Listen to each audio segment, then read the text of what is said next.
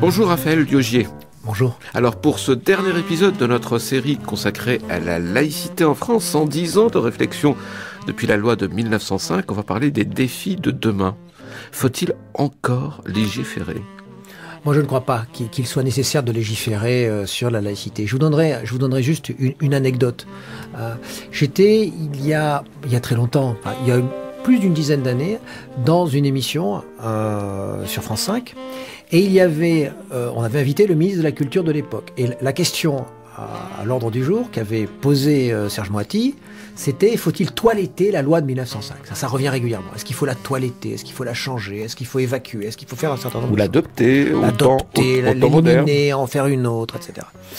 Et je me suis rendu compte, au cours de la discussion, dans ce que disait le ministre qui était invité de la Culture de l'époque, qui disait qu'il n'avait pas lu la loi de 1905. C'est-à-dire, il disait, oui, il faut la modifier parce que il faut avoir la possibilité de financer la réparation de lieux de culte lorsqu'ils sont insalubres, en particulier sur les mosquées et autres. C'est-à-dire qu'il avait un langage un peu démagogique pour dire on pouvait pas en rester là, maintenant les choses avaient changé, justement pour plus de liberté. Sauf que c'est prévu. Il y a des articles qui prévoient ça dans la loi de 1905, mais modifiés ensuite, parce qu'on peut la modifier, justement pour l'adapter. Une loi, c'est pas un édifice univoque, solide, qu'on ne peut pas modifier. Moi, ce que je crois, c'est qu'on n'a pas à modifier la base de la loi de 1905. On peut ajouter des choses, on peut en enlever certaines, et c'est ce qu'on a fait au cours de l'histoire. Ça n'a pas posé de problème grave. Par contre, lorsqu'on dit, est-ce qu'il faut soit revenir à la loi de 1905, soit abolir la loi de 1905, en général, je soupçonne chez ceux qui préconisent ce genre de choses d'avoir des idées derrière la tête qui ne sont pas du tout liées à la loi de 1905, qui sont liées à leurs propres préjugés. C'est-à-dire revenir, ça voudrait dire pour eux revenir à une forme d'athéisme d'État, par exemple, une forme de dureté, ce dont on a parlé, un positivisme laïque, un rationalisme laïque extrême, ou alors d'autres peuvent avoir d'autres visées en disant oui, il faudrait l'abolir parce que maintenant ça ne sert plus à rien, cette tradition française, la laïcité dans l'éducation, il y a une sorte de retour du religieux, comme on dit. Et donc, il faut penser les choses d'une autre manière. Moi, je crois que non.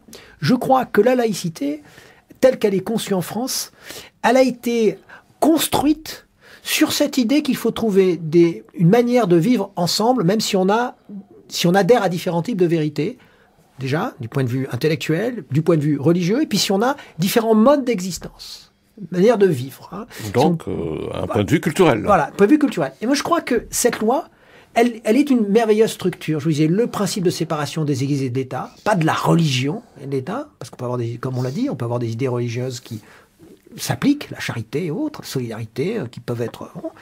Et la neutralité des agents publics pour préserver la multiplicité des expressions, dans la limite, évidemment, de ce qu'on appelle, dans notre état de droit, l'ordre public, tranquillité, salubrité, sécurité publique. Voilà.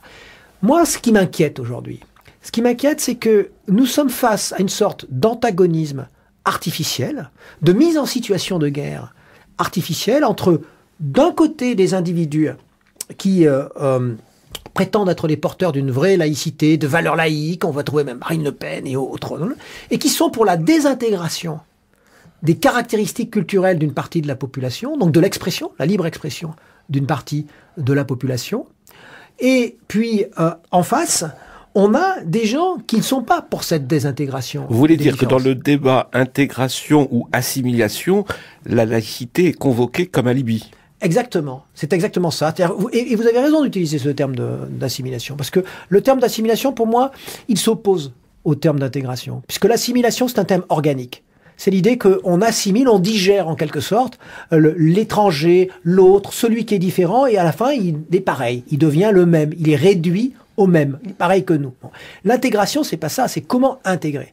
Moi, je crois même qu'il faudrait employer un autre terme. Les Anglais, les Américains, les Canadiens, les Australiens emploient le terme d'inclusion, pour dire qu'on fait partie d'un tout, mais qu'on n'est pas intégré. Peut-être que ça correspond pas à notre tradition.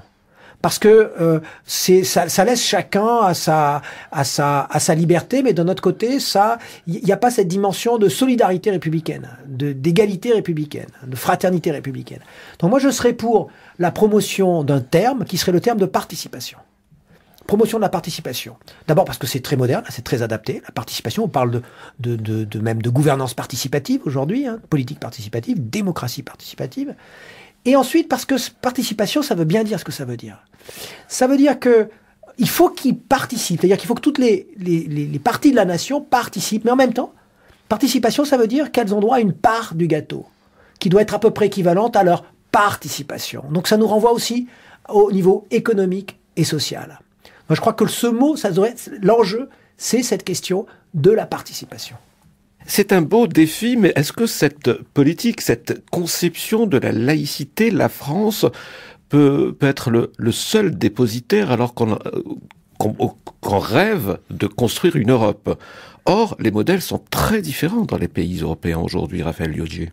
Alors moi, je pense que la laïcité peut rester ce qu'elle est. En même temps, effectivement, il faut au même titre que la laïcité, c'est la logique du compromis, elle doit étendre cette logique du compromis à d'autres formes de sécularisation. Et ça, c'est assez facile puisque c'est l'esprit de la laïcité, de discuter avec d'autres formes de sécularisation. Pour moi, le risque, ça serait le glissement qu'on a pu connaître chez quelqu'un comme Manuel Valls, à un moment donné. Par exemple, dans un événement, je ne donnerai qu'un événement, pour moi, c'est ça le risque essentiel.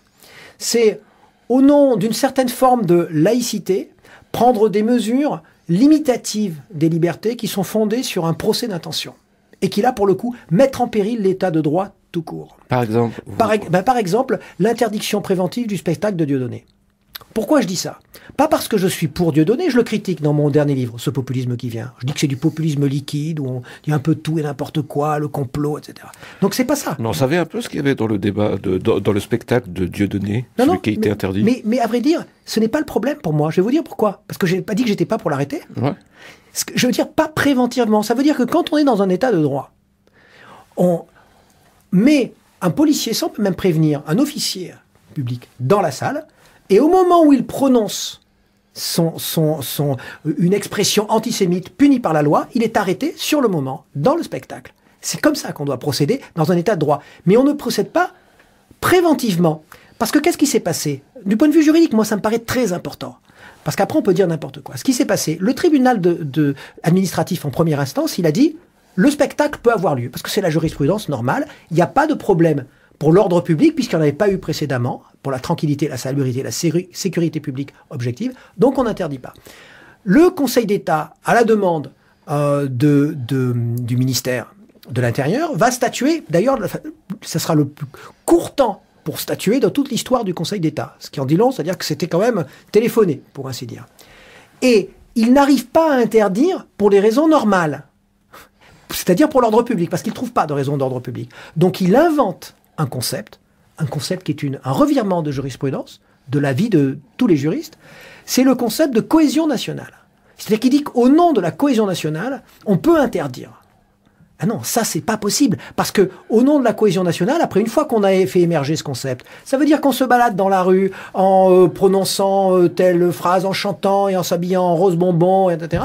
Ça, on peut toujours dire que c'est une question de cohésion nationale, qui ressemble comme deux gouttes d'eau à la notion d'identité nationale, qui a donné lieu à toutes les dérives populaires.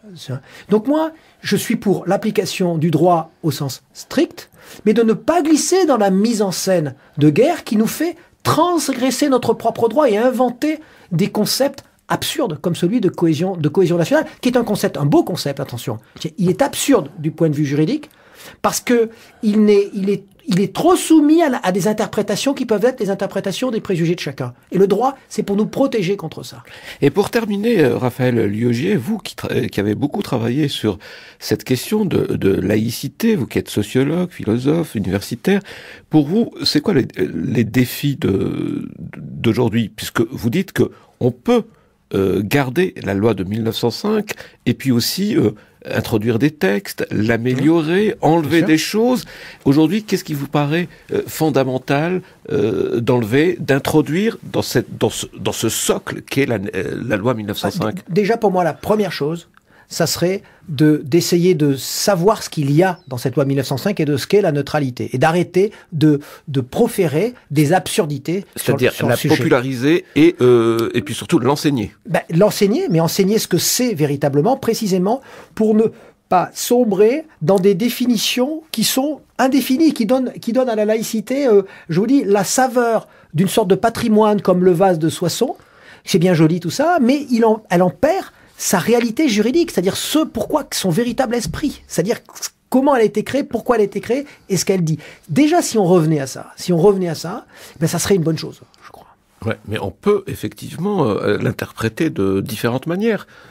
On peut l'interpréter. Que dites-vous? Alors on parle d'un musulman, mais j'aurais pu parler d'autre chose. D'un musulman qui dit la loi de 1905 permet que je sois musulman et je décide de ne pas laisser ma fille aller à la piscine, de ne pas la laisser se faire soigner par un médecin. Ça aussi, puisque je vous donne un exemple. C'est l'exemple que je connais très bien. Oui, alors justement, bien. Elle décide de ne pas se faire soigner par un médecin, et bien à ce moment-là, on est dans l'ordre public. On n'est plus dans la laïcité. Tranquillité, salubrité, sécurité publique, et donc les forces de l'ordre doivent intervenir. Je vous donne un exemple qui était un exemple à l'hôpital, puisque vous parlez de l'hôpital. Ouais. On a beaucoup parlé de ça. On a dit il y a des femmes qui viennent à l'hôpital et qui ne veulent pas se faire soigner si c'est pas un gynécologue femme. Ouais. Bon, c'est simple. On va à l'hôpital. Si une femme demande à se faire soigner par un gynécologue et qu'elle soit musulmane ou non, et parce qu'il n'y a pas que des musulmanes qui veulent se faire soigner par un gynécologue femme. Imaginons qu'il y en ait un disponible. Eh bien, on lui donne la possibilité. S'il n'y en a pas disponible, on lui dit, madame, allez dans une autre clinique ou allez voir un praticien privé ou dans un autre hôpital. Ça, c'est la première hypothèse. Dans la deuxième hypothèse, on est en situation d'urgence. Ça, c'est autre chose. En situation d'urgence, la personne arrive, elle dit, je voudrais une femme. Bon. Si il y a un gynécologue femme libre, c'est la situation d'urgence, mais en même temps, il y a un parfait, donc on lui laisse. Si on est en situation d'urgence et qu'elle refuse, que son mari refuse, enfin tout ça, eh bien, immédiatement, on fait intervenir les forces de l'ordre et puis c'est tout. Point final. Et pour l'école, les services publics, est-ce que... Et la plupart des musulmans et toutes les associations représentatives de l'islam aujourd'hui en France en tout cas, sont parfaitement d'accord avec ça au nom du respect absolu de la vie. Pareil que pour le ramadan, lorsque on est pilote d'avion, eh bien, on peut manger parce qu'on met en cause la vie d'autrui quand on est en voyage, etc. On est tout à fait d'accord. J'ai pris exprès ces exemples extrêmes qu'on ressort très souvent quand on a envie de parler de la laïcité. Mais est-ce que vous êtes pour ce que les Québécois appellent des accommodements avec... des accommodements raisonnables. Raisonnables ? Ils appellent ça les accommodements raisonnables. Oui. Alors, la logique des accommodements raisonnables, c'est quelque chose d'intéressant qui n'est pas incompatible avec la laïcité. Ça dépend jusqu'où ça va. Ça dépend si l'accommodement raisonnable consiste est-ce qu'il y a deux plats, par exemple, au réfectoire de l'école ? Non, mais par exemple, l'accommodement raisonnable peut constituer, c'est ce qui avait été proposé par le président du Conseil français du culte musulman, ce qui n'était pas plus mal, c'est de dire, est-ce qu'il ne peut pas y avoir le choix entre un menu normal et un menu végétarien ? Mais seulement végétarien, sans dire que c'est religieux. Du coup, ça satisferait les juifs, ça satisferait les musulmans, et puis ça satisferait les végétariens qui sont de plus en plus nombreux. Ça me paraissait être, au sens propre, raisonnable. Voilà ce que c'est un accommodement raisonnable. Maintenant, en France, je pense qu'il serait malvenu de faire des menus spécifiques qui sont étiquetés pour des raisons religieuses. C'est-à-dire dire, c'est un menu cachir, c'est un menu halal, avec un concept religieux. Merci beaucoup Raphaël Liogier. L'intégralité de notre série, La laïcité en France, 110 ans de réflexion, est désormais disponible sur le site de France Culture, à la page de l'émission Notre Jour est possible, en passant bien sûr par les réseaux sociaux habituels. Je rappelle vos deux derniers ouvrages parus, Raphaël Liogier, Le mythe de l'islamisation, essai sur une obsession collective aux éditions du Seuil, et puis Ce populisme qui vient chez Textuel. Merci beaucoup de nous avoir accompagnés cette semaine. Merci à vous.